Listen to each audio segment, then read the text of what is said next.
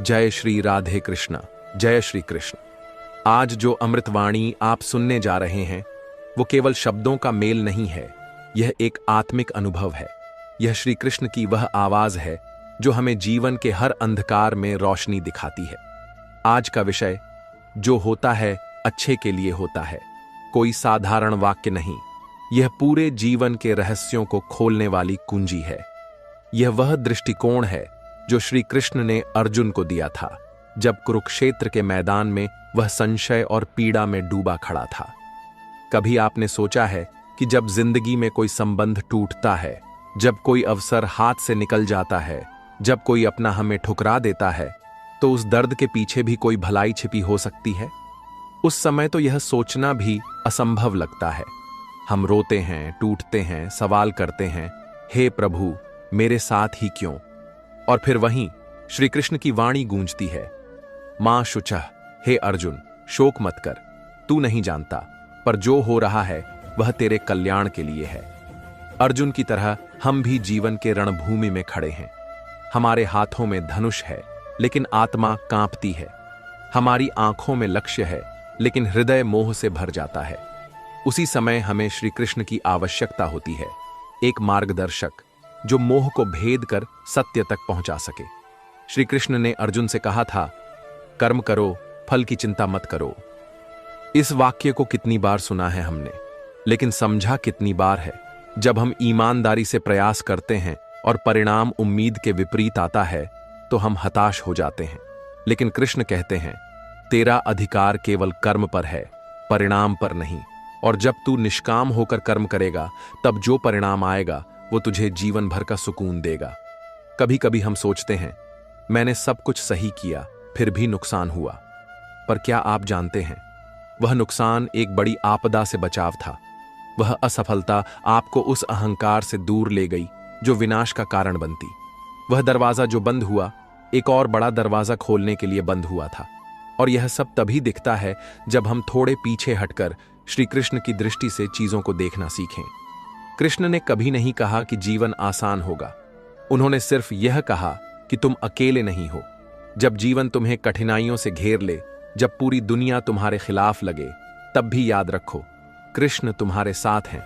और वह हर परिस्थिति को इस तरह मोड़ते हैं कि अंततः तुम्हारे लिए सबसे उचित राह बन जाए। धैर्य ही वो दीप है जो अंधकार में भी रोशनी देता है।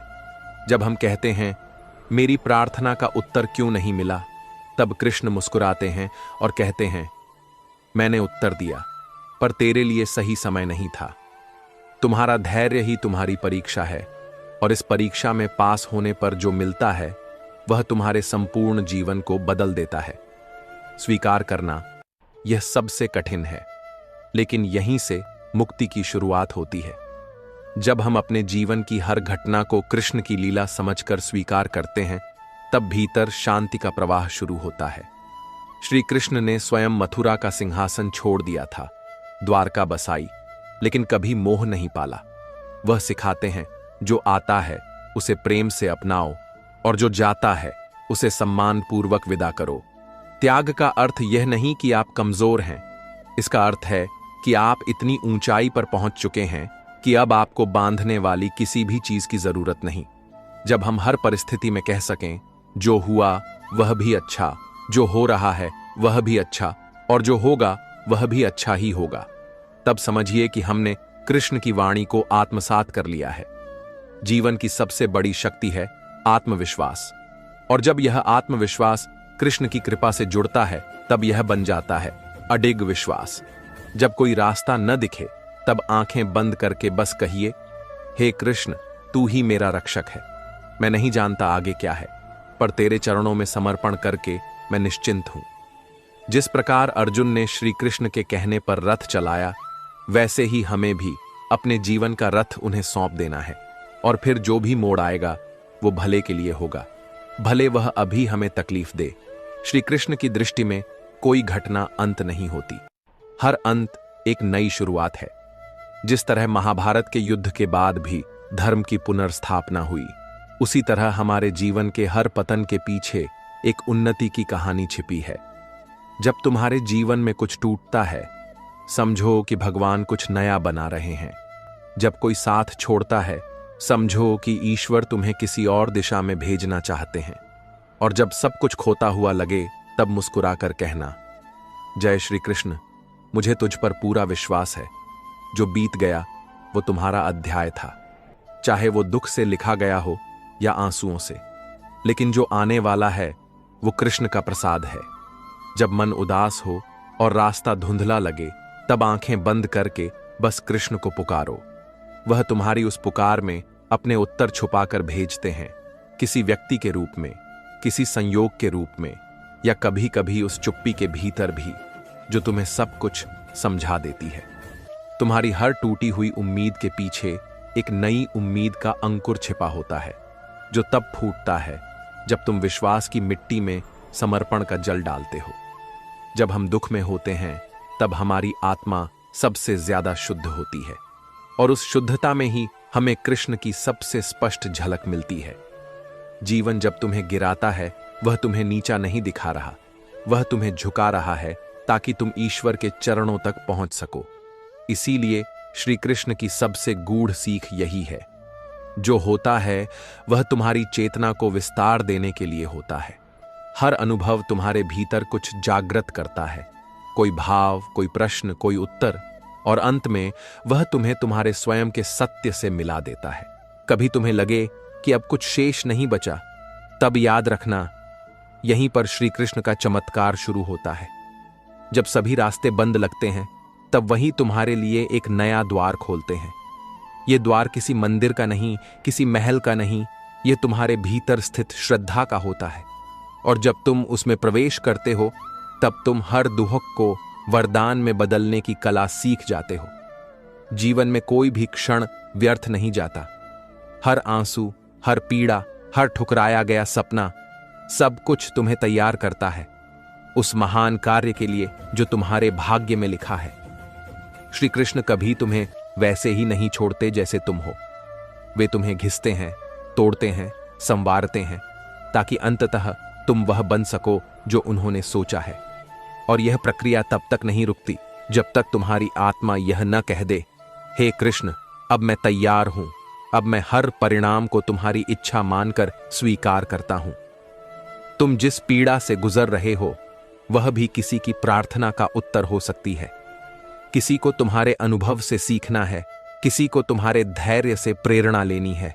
इसलिए हर दुख के क्षण में कहो, कृष्ण, मैं जानता हूं तू मुझे थामे हुए है। मुझे नहीं पता ये तू क्यों कर रहा है, लेकिन मुझे पूरा विश्वास है कि इसमें भी कोई गूढ़ रहस्य छिपा है, और वह मेरे लिए कल्याणकारी ही होगा। तुम अकेले नहीं हो। जब रात सबसे काली होती है, तब प्रभु तुम्हारे सबसे पास होते हैं। जब तुम चुप होते हो, तब वह बोलते हैं। जब तुम टूटते हो, तब वह जोड़ते हैं। और जब तुम थक जाते हो, तब वह तुम्हें अपनी बाहों में भर लेते हैं। यही है कृष्ण, वो जो न दिखे पर सब संभाले, वो जो न बोले पर हर उत्तर दे। इसलिए जीवन चाहे जैसा हो, परिस्थिति कैसी भी हो, बस एक मंत्र हृदय में रखो, जो होता है अच्छे के लिए होता है, और जो नहीं हो रहा वह भी मेरे भले के लिए ही नहीं हो रहा।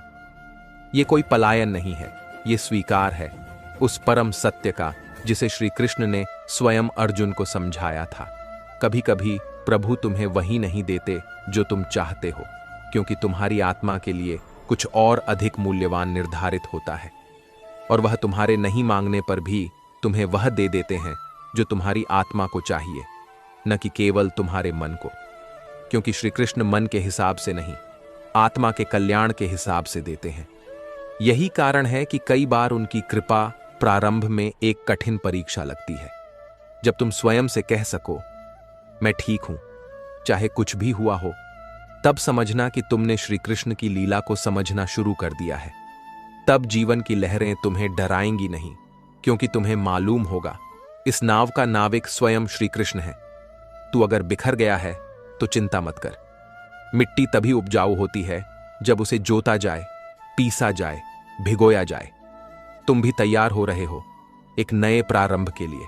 बस धैर्य रखो, विश्वास रखो और कहो, हे नंदलाल, मैं नहीं जानता तू मुझे कहां ले जा रहा है, लेकिन तू जहां भी ले जाएगा वो मेरी आत्मा के लिए शुभ ही होगा। और यही है गीता का सार, यही है श्री कृष्ण की वाणी। जो होता है अच्छे के लिए होता है। तुम इसे अगर केवल शब्द मानकर सुनोगे तो यह एक पंक्ति बनकर रह जाएगी, लेकिन अगर इसे आत्मा से महसूस करोगे तो यह जीवन की दिशा बदल देगा। जब जीवन तुम्हें उस मोड़ पर ले आए जहां सब कुछ धुंधला लगे, जहां अपनों की बातें पराई लगने लगे, जहां अपनी ही सांसें बोझ बन जाएं, तब वहीं श्री कृष्ण की वह धीमी सी आवाज भीतर से उठती है, मैं हूं ना, तू अकेला नहीं है।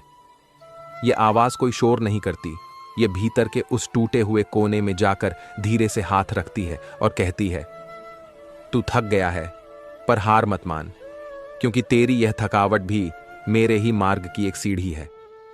कभी कभी तुम्हारे साथ जो होता है वह तुम्हें तोड़ने नहीं, बल्कि तुम्हें मजबूत करने के लिए होता है।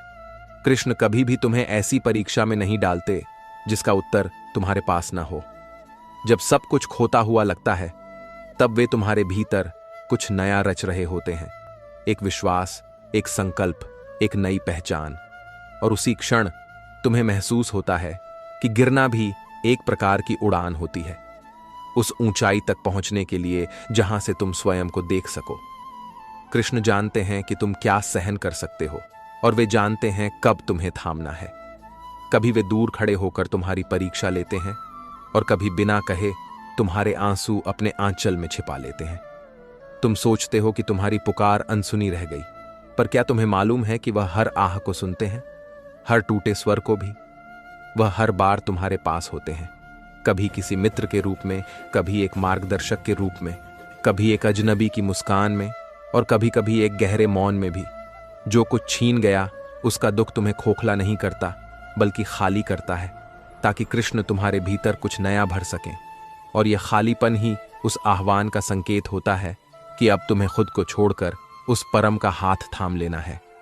अब तुम्हें कहना है, हे गोविंद, जो भी हुआ उसे मैं समझ नहीं पाया, पर मैं जानता हूं उसमें भी तेरी कृपा थी। तू मुझे जहां भी ले चला वह भी तेरा ही निर्णय था, और अब मैं पूरी तरह तेरे हवाले हूं। कभी ऐसा लगे कि सब कुछ रुक गया है, तो उस रुकावट में भी ईश्वर की योजना छुपी होती है। श्री कृष्ण कोई भी काम अधूरा नहीं छोड़ते। अगर आज तुम्हारा जीवन अधूरा लग रहा है तो यह अंत नहीं, यह मध्य है, जहां से कथा का सबसे सुंदर भाग आरंभ होता है। यह वह क्षण है जहां कृष्ण स्वयं तुम्हारी कहानी में उतरते हैं, और जो कुछ टूटा है उसे अपनी करुणा से जोड़ते हैं। तुम्हारे जीवन में जो लोग आए और चले गए, वे सब किरदार थे, श्री कृष्ण द्वारा भेजे गए पात्र, जिन्होंने तुम्हें कुछ सिखाया, तुम्हें कुछ दिखाया, और अंततः तुम्हें तुम्हारे ही भीतर ले गए। इसलिए किसी के जाने पर रो मत, क्योंकि जिसने भी छोड़ा वह अपना किरदार पूरा करके गया, और जो अभी तक रुका है वह भी श्री कृष्ण की योजना में कहीं एक साधन मात्र है। यह जो होता है अच्छे के लिए होता है, यह कोई सांत्वना नहीं है, यह एक दिव्य सत्य है। यह उस विश्वास का नाम है जो अंधकार में भी रोशनी देख लेता है, जो दुख में भी प्रभु की कृपा पहचान लेता है। यह वही विश्वास है जो अर्जुन को मिला था जब उसके सामने अपने ही खड़े थे, जिन्हें मारना था, छोड़ना था या माफ करना था। और तब श्री कृष्ण ने कहा, न तू किसी को मार रहा है, न कोई तुझसे छीन रहा है, तू केवल निमित्त है उस ईश्वरीय योजना का जो सबके कल्याण के लिए रची गई है। तो आज अगर तुम्हारे जीवन में कुछ बिखर रहा है, कुछ बदल रहा है, कुछ ऐसा हो रहा है जो तुम्हारी समझ से परे है, तो बस एक गहरी सांस लो और कहो, जो हो रहा है वह मेरे अच्छे के लिए ही हो रहा है।